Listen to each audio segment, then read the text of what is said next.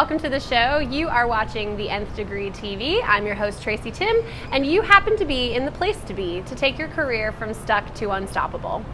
So pumped to have you here. I have a pretty hilarious episode for you today because we are talking about quarter life crisis. Your quarter life crisis. For some of you out there, you might not even know what that is. If that's the case, you're watching the wrong video.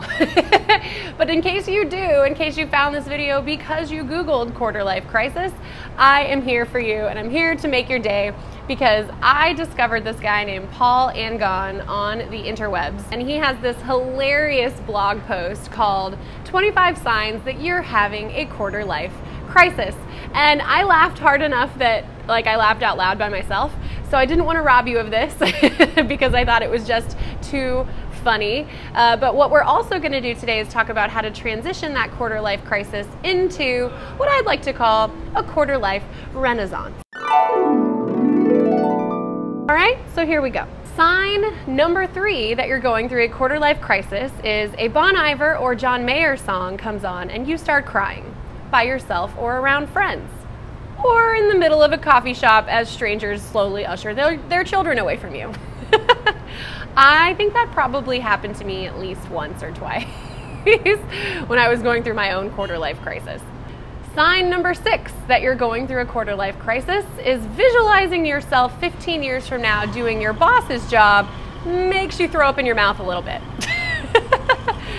Again, I've done an entire video on why you hating your boss and hating your boss's job is a good sign for you, but I think that was hilarious to read out loud. This one is pretty great. Sign number 10 that you're going through a quarter life crisis is that you've moved A, 6 times in the last year, B, you've had 6 jobs in the last 4 years, C, you've had 6 boyfriends in the last 4 years, or E and D, you've had no boyfriends or girlfriends in the last 6 years, and you're scared that your boyfriending or girlfriending is broken. I love this guy. Oh, memories. Sign number 19 that you're going through a quarter life crisis is making a budget is completely debilitating. Even thinking about doing your taxes, debilitating. Buying groceries, debilitating. Doing dishes, cooking dinner, looking for a job, calling your mom back, calling your best friend back, picking up the phone at all, debila-freaking-tating. So you watch 4 seasons of insert random show, for me it's usually like Gilmore Girls or Friends, while Facebook stalking all of your exes and your enemies. Oh my God, I think we can all say that we've been there, sadly enough.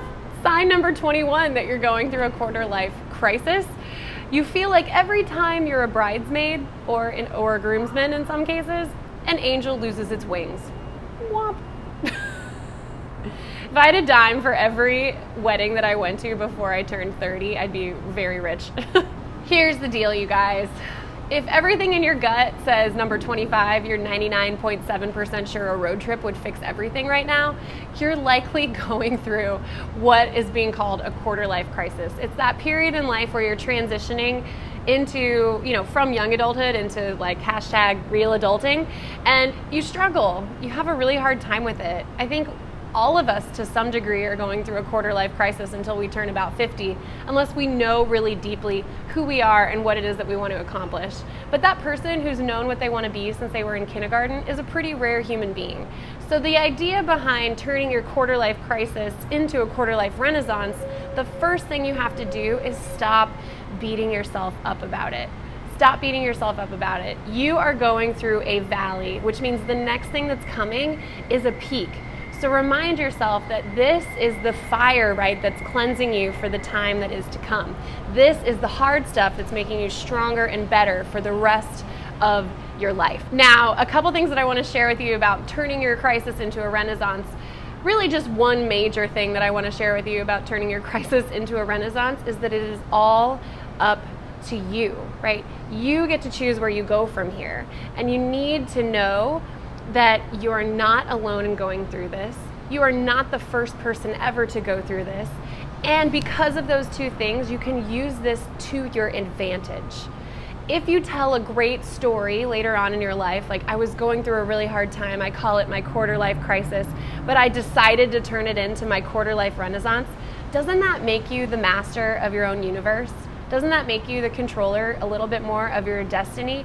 And if I'm a future employer and I hear somebody say that, I'm loving that person so much more than if they just stayed in a job they hated, or they're terrified and they're coming to me for just another job that's going to keep them safe and secure for the time being. You get to decide when you turn your crisis into a renaissance. For me, I went on a semester at sea to turn mine into a renaissance. Maybe for you, it's just a road trip, but there's something out there that is going to spark your imagination again, that's going to get you excited about life again, and is going to turn this crisis into a renaissance for you. I promise. Now, because all of this might still be a little bit tricky, I've created a resource guide for you that you can get underneath this video on the blog on tracytimm.com. So go over there right now and download your freebie, download your download your free guide to turning your crisis into a renaissance. And while you're there, sign up for email updates. I would love to have you. I put these videos out every Tuesday, so you will know, and you'll be the first to know when a new video comes out. And if you're watching this video on YouTube, or you want to hop over to YouTube, make sure you hit that subscribe button below. Would love to have you as a subscriber so that you know when these videos are coming out. Lickety split, all right? Thank you so much for being here. You are wonderful. Just remember that your time is now, and you can totally do this with a little bit of hard work and a little bit of help wherever you need it, and asking for that help whenever you need it, and maybe a little bit of creativity. I know that you can take your career and your life from stuck to unstoppable. Thanks so much for being here. See you next time.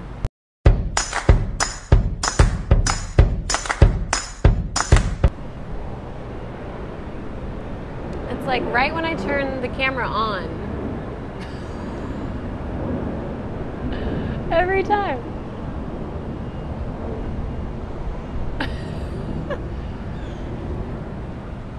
Bye, Southwest. Love you.